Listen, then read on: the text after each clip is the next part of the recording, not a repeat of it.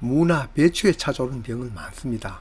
뿌리 썩은 병, 거뭇무늬병, 균핵병, 녹균병, 거기다 바이러스 병인 모자이크 병까지 있습니다. 이 중에서 제가 겪어본 것으로는 이 무름병이 가장 무섭습니다. 무, 배추 중에서도 배추에 더 치명적이더군요. 이렇게 뿌리 근처 잎줄기에 이러한 흔적이 보이면 금방 포기 전체가 시들버리고 고사합니다. 더구나 냄새도 지독합니다. 무름병인지 아닌지 구별은 바로 냄새로 알아봅니다. 이놈들은 세균이 일으키는 병이거든요. 앞에 열간 다른 병들은 대부분 곰팡이가 일으키는 병으로 전염 정도나 피해 정도는 이보다는 적더군요. 이 배추는 작년 가을 봉지에 심은 배추들입니다. 배추 한 포기 한 포기 구멍 하나 없는 티 없이 맑은 잎을 가지고 있어서 영상으로 봉지 재배 자랑을 하였습니다. 자랑 영상 촬영하여 유튜브로 띄우고 농장에 돌아오니 이 배추가 그 배추냐 할 정도였습니다. 밑둥치가 골맞으니 그 넓은 잎이 이렇게 시들어지는 것이었습니다. 이미 병이 든 것은 다른 곳으로 격리를 시키고 남은 것을 부랴부랴 항생제로 방제를 하였지만 그놈들도 하나둘 쓰러지는 것입니다. 세균병에 좋다는 보로도에까지 치고 치료에 전념하였으나 심은 포기의 반수 넘게 잃어버리고 용케 살아남은 것도 성장이 더딘 것은 어쩔 수 없었습니다. 봉지 재배라 다행히 이동이 되니 겨울이 되어 하우스로 옮겨 겨우 결구를 하였습니다. 괜히 무도 무름병이 와서나 이건 전염 속도가 느리더군요. 여하튼 무름병에 걸리면 걸린 놈은 무이든 배추이든 뽑아내어야 다른 곳 전염 속도를 늦출 수 있더군요. 사람이나 작물이나 병에 걸리기 전에 예방을 해야지 병에 걸리면 서로 전염을 안 하더라도 걸린 놈은 데미지가 커서 정상적으로 자랄 수가 없죠. 올해에도 작년처럼 배추 봉지 재배 23포기 심었습니다. 그대로 두면 틀림없이 작년 일이 반복될 것입니다. 작년에 애를 먹였던 그 무름병 세균은 여기 흙에 밭에 남아있기 때문입니다. 이 영상도 올렸습니다만 농기센터에 가서 고초균 한 봉지 분양받아 이 배추 봉지에도 무 심은 곳에도 관주하였습니다. 비록 고초균이 다른 병원균을 억제하는 능력을 갖고 있다고 하지만 세상 살아본 경험으로는 뭐든지 완전 무기를 한 것은 없었습니다. 그렇지만 밀도를 낮추는 데는 일조를 할 겁니다. 병원균을 줄이는 일도 중요하지만 그 외의 이득도 많으니 손내볼 일은 없습니다. 오늘이 9월 14일. 아직은 크고 작은 차이가 있어서 그렇지 병의 흔적은 없습니다. 하긴 작년에도 이때는 무름병이 없었습니다. 병은 아시다시피 다음 세 가지가 함께 맞을 때 찾아옵니다. 먼저 병원균이 있어야겠죠. 그 병원균이 몇 놈 있다고 병이 발생되는 것은 아닙니다. 병원균이 번식할 환경이 되어야 하죠. 이 무름병은 고온 다습할 때 가장 번성하죠. 그래도 비록 다습하지는 않더라도 고온이면 그 다음 좋은 환경입니다. 또 서늘해지는 기후가 되어도 비가 자주 오고 습도가 높으면 또 번성하죠.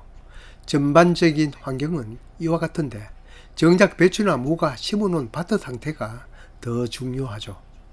고온 다습이 아니더라도 심어놓은 무나 배추가 너무 다닥다닥 심어놓으면 통풍이 안 되니 거기에 병원균이 번성하기 쉽죠.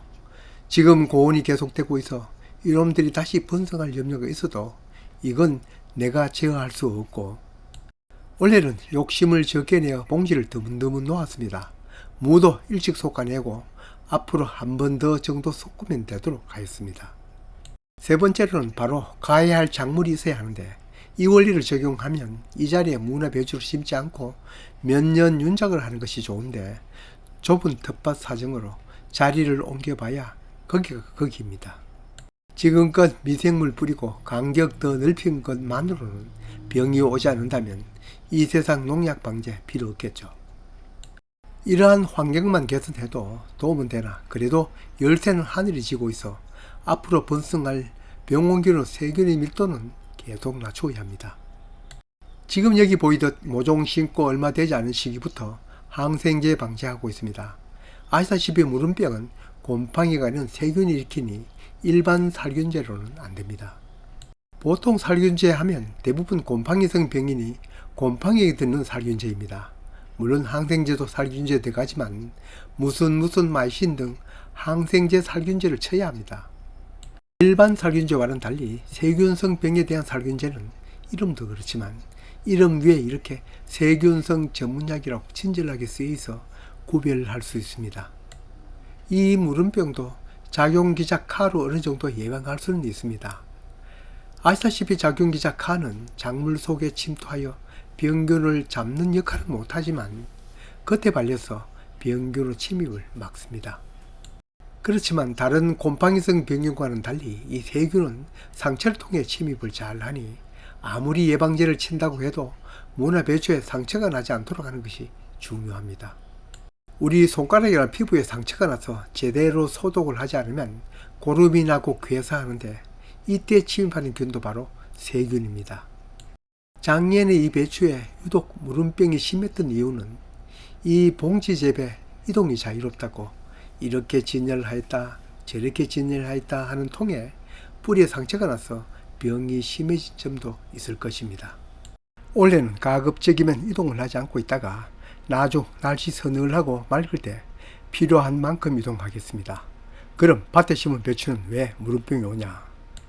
잡초를 제거하다가 김을 매다가 등 관리를 하면서 우연중 상처가 날 수도 있고 진딧물이나 거세비나 망 등 해충이 가해하여 그 틈으로 침입하는 수도 있으니 관리나 해충 방제도 게을리하지 말아야 합니다.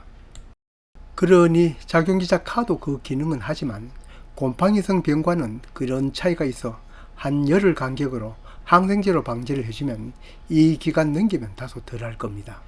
우리처럼 이 토양에 세균들이 많으면 그 텀을 한 일주일로 할 수도 있습니다. 지금도 낮 기온이 30도를 월 웃돌고 가끔씩 소나기성 폭우가 쏟아지고 있어 병 발생 우려가 많습니다. 지금이 두 번째 항생제를 살포하는데 잎과 줄기 또 흙에도 고루 살포를 하지만 병이 발생하는 곳인 잎줄기의 맨 하단 뿌리에 붙은 부분이 약이 충분히 들어가도록 살포합니다. 병은 그 발생 병원균의 특성을 알아서 그 병원균이 번식을 침입하지 않도록 그 환경을 개선하고 밀도를 낮춘 일이 병 발생을 억제하는 것입니다. 무름병 세균의 특성에 따라 예방을 하다가 그래도 병이 오면 이제 본격적으로 치료를 해야겠지만 서두에서 얘기한 것처럼 피해는 피해들이 있고 딸깍 나지도 않습니다.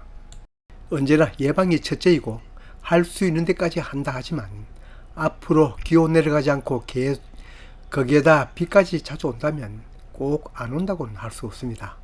정확한 말은 덜 온다는 말입니다. 어떤 곳에서는 해충이나 병 이거 하나면 싹 하는 곳이 많으나 그분들이 그렇게 얘기하는 목적은 다른 데 있습니다. 병은 멀리서 오지 않습니다. 그놈들이 바로 여기에서 터잡아 살고 있습니다. 주로 토양에서 월동하고 다음에는 기지개를 켜고 나오는데 근본적이면서 장기적인 대책은 그 밀도를 낮추는 것입니다. 살균제를 대량 살포하는 방법도 있으나 이건 단기적인 대책이지 근본적인 해결책은 아니라고 생각합니다. 날 때마다 미생물 투입으로 해결해 보려고 합니다. 미생물 몇 불 뿌린다고 확 달라지지 않지만 꾸준히 투입하면 눈에 띄지는 않는 뭔가 효과는 있을 것입니다. 비록 친환경 농업은 하지 않더라도 미생물의 역할과 효과는 인정해야겠습니다. 앞으로 미생물 투입하여 눈에 띄게 달라진 점이 있다면 그것도 영상 올리겠습니다.